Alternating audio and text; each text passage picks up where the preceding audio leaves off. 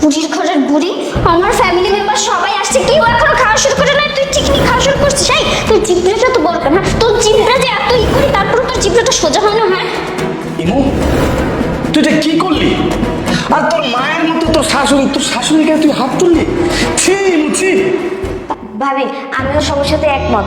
উনি এমন কি অপরাধ করছে যার জন্য তুমি আমার গায়ে হাত তুললা? উনি মুরব্বী মানুষ, এক পিস মাংসই নয় মুখে দিছে, তাই বলে তুমি আমাদের সবার সামনে তোমার শাশুড়িকে এইভাবে হাত তুলতে পারলে? এটা তোমার মোটেও উচিত হয়নি ভাবি। বাবা, তোমরা তো সবাই খাইছো সকালে, কিন্তু আমি তো কিছুই খাই নাই। আমার অনেক খিদে লাগছিল, তাই তো আমি মাংসটা দিয়ে খাইছি। দেখছো বাবা, দেখছো এই মহিলার কাজ দেখছো তুমি? হ্যাঁ, আমার বাড়ি থেকে সবাই আসছে, এখন সে সবার সামনে এসব বলেন আমার মান সম্মানটা খুইতে চাইতেছে। সবার সামনে আমার মান সম্মান নষ্ট না করলে তোমার চলতেছে না। এখন এগুলো বলে কি বুঝাতে চাচ্ছে জানো? যে আমি তাকে খেতেই দিই না, আমি তাকে রোজ অভাবে রাখি, কষ্টতে রাখি, বুঝছো না? উনি এই সমস্ত করে বাবা, শয়তান দিন রাত আমার কলিজা তো জ্বালা জ্বালা করে খায় ফেলে এই মহিলা। আচ্ছা ঠিক আছে, তোর কথা মানলাম, উনি না হয় খেয়েছে, এই জন্য তুই এতগুলা লোকের সামনে তুই তোর শাশুড়ি গায়ে হাত তুলে দিচ্ছি। তোকে কি আমি এই শিক্ষা দিয়ে বড় করেছিলাম? বল, তুই এটা কি করলি? মানে তোর শাশুড়ির গায়ে হাত তুললি তুই, তাও আবার সবার সামনে? কোনো অপরাধ ছাড়া একটা মানুষের গায়ে তুই কিভাবে হাত তুলিস? আমার খুব লজ্জা লাগতেছে তোকে নিজের বোন পরিচয় দিতে। আরে বাবার বাবা, বুঝলাম না, সবাই মিলে আমাকে ভাবে দোষটো কেন? হ্যাঁ, আর আমি কি বুঝতেছি আমি কি করছি না করছি? তোমরা কেন তো সিনকেট করতেছ? একটা সিলি একটা ম্যাটার। হ্যাঁ, ওনার তো বোঝা উচিত ছিল, তাই না? উনি তো সেটা বোঝে নাই। আর ভাই, তুই এত কথা বলিস না, অনেকদিন পর আমার বাসায় আসছি, খাওয়া দাওয়া কর, আর ভাবিকে নিয়ে আমরা বিকেলে ঘুরতে যাবো। এগুলোতে না শুধু শুধু মাথা ঘামাস না, আর আমার সাংসারিক ব্যাপার আমি ঠিক বুঝে নেবো। তোরা খাওয়া শুরু কর। সিলিমিটা তোর কাছে এটা সিলিমিটা? তুই মায়ের মতো শাশুড়ির গায়ে হাত তুললি এতগুলো লোকের সামনে, এটাকে তুই কোনো কিছু মনে করছিস না? আচ্ছা না, আজকে যদি তোর মা বেঁচে থাকতো আর তোর ভাইয়ের ওয়াইফ যদি তোর মার সাথে এই আচরণটা করতো, তুই কি মেনে নিতে পারতি? তুই মেনে নিতে? আমি আমি কখনো ভাবতে পারিনি যে আমি আসলে একটা মেয়ে জন্ম দিইনি, মেয়েটার একটা কুলাঙ্গার জন্ম দিয়েছি। তোকে আজকে মেয়ে বলে পরিচয় দিতে আমার লজ্জা হচ্ছে, আমার লজ্জা বোধ হচ্ছে। তোর মতো মেয়ের বাবা আমি। আচ্ছা মারু, তুমি কি করে সহ্য করছো? এমন হয় ভুল করেছে, তার শাশুড়ি গায়ে হাত তুলেছে, যার গায়ে হাত তুলেছে উনি তো তোমার মা জন্মদাত্রী। তোমার সামনে তোমার মাকে এই ধরনের অপমানমূলক কাজ করেছে, তুমি এই বিষয়ে কিছুই বলবে না? তুমি চুপচাপ থাকবে? তুমি কি বোমা হয়ে গেছো? মারু, বাবা তো একদম ঠিক কথা বলছে। তুমি কিভাবে চুপ করে আছো? তোমার সামনে তোমার বউ তোমার মায়ের গায়ে হাত তুলছে আর তুমি কিচ্ছু বলতেছো না? আরে বাবা, আমার তো মা বেঁচে নেই। কেউ যদি আমার বাবাকে নিয়ে একটা খারাপ কথা পর্যন্ত বলে, আমি তো তাকে জায়গায় জিন্দা দাফন করে দিব।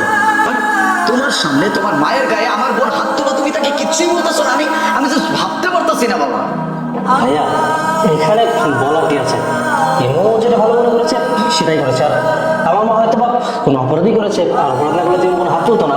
আমার এগুলো নিয়ে কিছু আসা যায় না। আর তাছাড়া আমি চাই না আমাদের সংসারে কোনো অশান্তি হোক, তাই আমি সবসময় চুপ থাকার চেষ্টা করি। ছি মারু, ছি। আমার ভাবতে অবাক হচ্ছে, তোমার মতো একটা কুলাঙ্গার সন্তানের কাছে আমি আমার মেয়েকে বিয়ে দিয়েছি, যার সামনে কিনা তার মাকে তার ওয়াইফ অপমান করছে, মারছে। আমি কখনো ভাবতে পারিনি। আমি তো ভেবেছিলাম তুমি একটা সোনার টুকরা ছিলে, এখন তো দেখছি না আমি ভুল করেছি। সোনার টুকরো না, তুমি কাজের টুকরো যোগ্য না।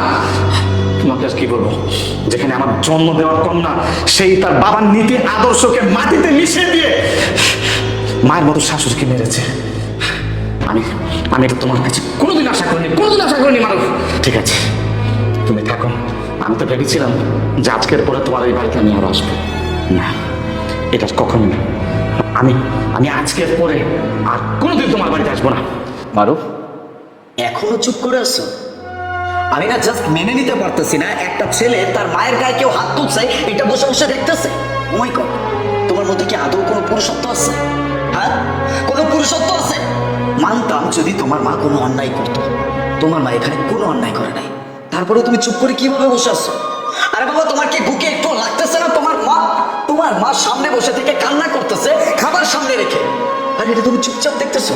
এতগুলো মানুষ এতগুলো কথা বলতেছে, তোমার কোনো ভ্রুক্ষেপই নেই। ও মাই গড, একটা মানুষ এতটা কাপুরুষ কিভাবে হইতে পারে? তুমি যে একটা সন্তান, এটা আমার এখন বলতে লজ্জা লাগতেছে। একটা মায়ের সন্তান হিসেবে তুমি একটা কলঙ্ক, তুমি একটা কুলাঙ্গার ছেলে। হ্যাঁ হ্যাঁ, আমি কুলাঙ্গার, আমি কাপুরুষ। কি করবো ভাইয়া বল, কি করবো আমি? এটা ছাড়া তো আমার করার কিচ্ছু নেই। আমি আমি আমার বউয়ের টাকায় চলি, বউ যা বলে আমার সেইটাই করতে হয়।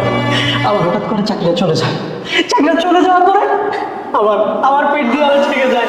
আমি কি করব, কই যাব, কই থাকবো, কি খাবো, আমি সবটা ভুলে গিয়েছিলাম। আর এই যে আমার বউ সে চাকরি করে, সে আমাকে সাপোর্ট দিচ্ছে, কিন্তু তার বিনিময়ে কি জানো, তার বিনিময়ে আমার চুপ থাকতে হবে, সেই এই ফ্যামিলিতে তার প্রাধান্যটা দেবে। আমাকে আমাকে এই শপথ করিয়েছে। আমি কি করব, আমি সবকিছু দেখি, আমি সবকিছু শুনি, আমার কষ্ট লাগে, কিন্তু আমি কিছু বলতে পারি না ভাইয়া। আমার বিশ্বাস করেন, আমি কিছু বলতে পারি না। আমার এই বুকটা ফেটে যায়।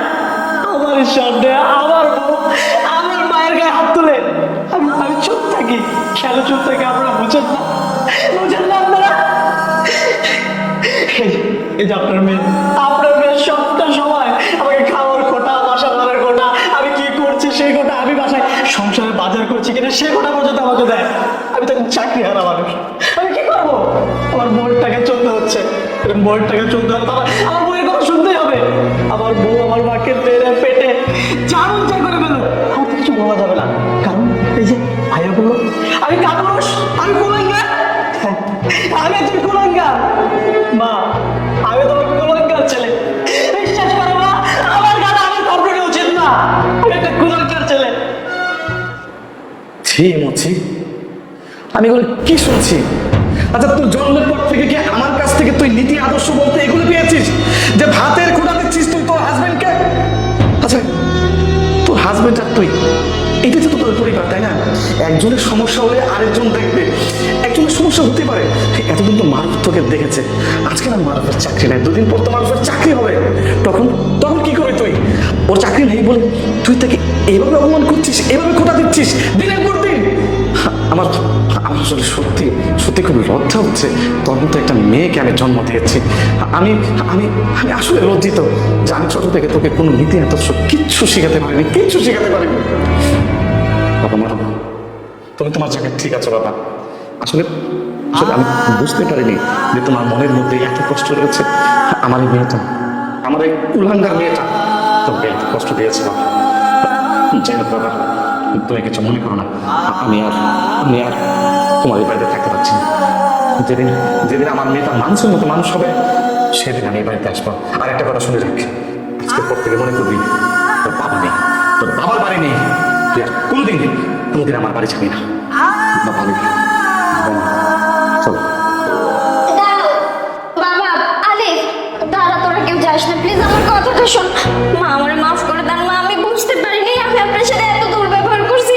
আজকে আমার মায়ের সাথে যদি আমার ভাবে এরকম করতো, আমারও তো এরকমই কষ্ট হতো। মা, আপনি আমার ক্ষমা করে দিন মা, আপনি যদি আমার ক্ষমা করে না দেন আমি মরে কেউ শান্তি পাবো না মা। আমি যে পাপ কাজ করছি, এই হাত দিয়ে আপনার গায়ে হাত তুলছি মা, আপনি আমার মাফ করে দেন মা, আপনার মেয়ে হিসেবে আমাকে ক্ষমা করে দিও। একজন ওয়াইফ হিসেবে যে দায়িত্ব কর্তব্য পালন করা উচিত আমি তার কিছুই করি নাই। তুমি আমার হাজবেন্ড, কিন্তু আমি কখনো তোমাকে সম্মান করি নাই, সবসময় উঠতে বসতে তোমাকে খোটা দিয়েছি, কথা শুনেছি। আমাকে ক্ষমা করো পারো প্লিজ। বৌমা, তুমি যে তোমার ভুলটা বুঝতে পারছো এতে আমি খুশি, কিন্তু বৌমা তোমার এখানে কথা কই, তুমি যে তোমার ভুলটা বুঝতে পারছো এই তো আমার কাছে লাখ লাখ শুকরিয়া। আর কোনো সময় কোনো মুরব্বীগুলো এরকম কাজ করো না বৌমা, কারো না কোনো সময় অপমান করো না। তাতে ওই যে